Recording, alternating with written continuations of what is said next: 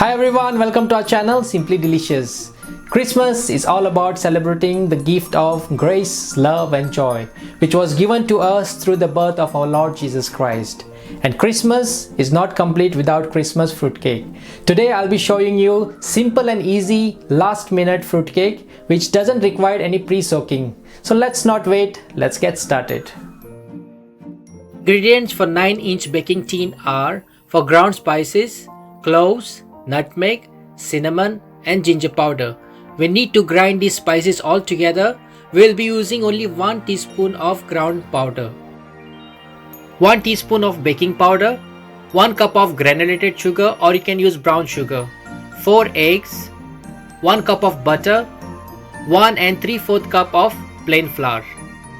Dry fruits I have taken are 100 grams of cashew nuts, 100 grams of dates, 100 grams of walnut, 100 grams of dry cranberries, 100 grams of dry cherries, 200 grams of raisins with orange and lemon peels.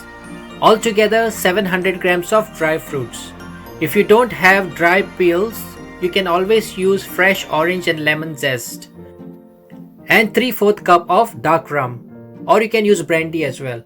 If you don't want to use alcohol, you can use grape juice or just water. So the first step is to grind the spices. Into the mixer jar, add half nutmeg, 2-inch cinnamon, around 10 cloves, 1/4 teaspoon of ginger powder and grind it.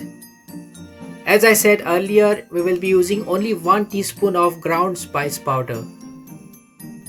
Next step is to chop the dry fruits into small pieces. Dates, walnuts, cashew nuts and cherries.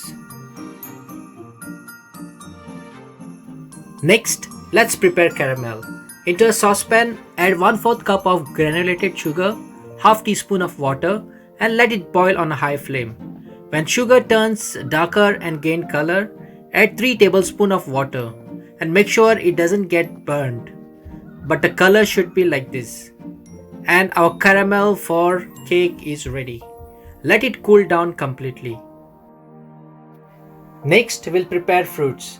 Take a saucepan, into it, add 1 cup of butter, let the butter melt on a low flame. Next, we'll add dry fruits. If you are using soft dates, then you can skip cooking dates. The dates which I got are little hard ones, so they need to be cooked. Add along with it cranberries, raisins, orange and lemon peels, and cherries. Mix it well and cook it on a low flame. Then we will add 1 teaspoon of ground spices and mix it well. Once everything is combined well, pour in 3/4 cup of rum or brandy. If you don't prefer to use alcohol at this point, you can use grape juice or just water and cook it further. Since we are not pre-soaking the fruits, by boiling the fruits in alcohol, it will be soft and plumpy. And it will also enhance the flavor. After 3 minutes of cooking, add 3/4 cup of granulated sugar or brown sugar and cook it for 3 to 4 minutes and keep stirring occasionally. After 4 minutes of cooking, this is how our fruit mixture looks like. Let it cool down completely for 35 to 40 minutes. As it cools down, it will get thickened. After 40 minutes of cooling, let's prepare the cake batter. Take 4 eggs and whisk it well.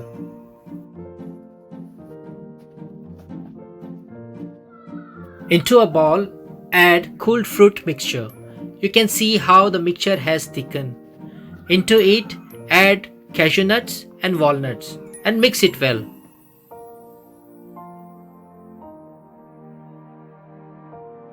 Then add whisked eggs and mix it well.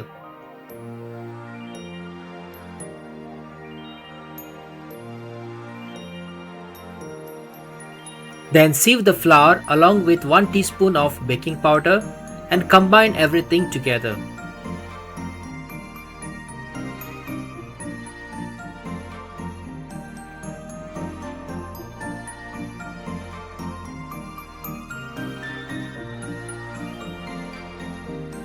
And finally, pour in caramel and mix everything together until everything is well incorporated. And our cake mixture is all ready to bake.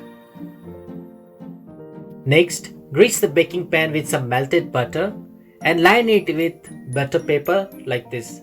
I have taken 9-inch baking pan. Into it, transfer the batter and spread evenly. Tap and shake the tin so that the batter spreads evenly.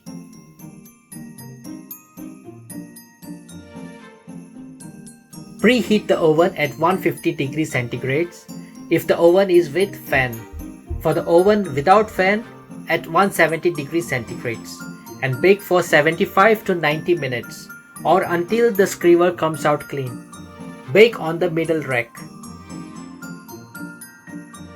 As you can see, after 15 minutes, our cake is baking well.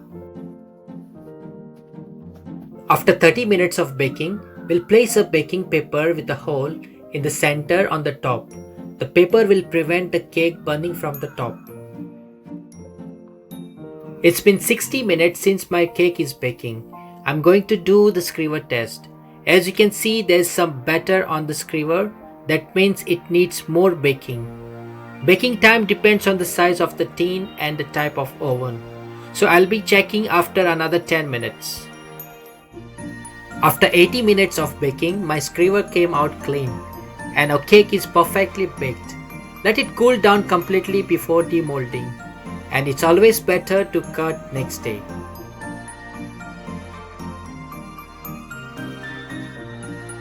So let me cut the cake and show you which I baked yesterday. As you can see how perfectly our cake is baked, and our cake is all ready for the celebration of birth of Jesus Christ. If you want a boozy cake, poke the cake with a skewer and pour in about 30 ml of rum on top as soon as after baking to soak it completely and cut it next day. So friends, now you all know you don't have to worry if you haven't pre-soaked fruits. Do try my recipe for this Christmas, and if you have tried, don't forget to give your feedback. And do share, like and subscribe for more delicious recipes. I wish you and your family a wonderful Christmas season and a blessed new year ahead. Thanks for watching.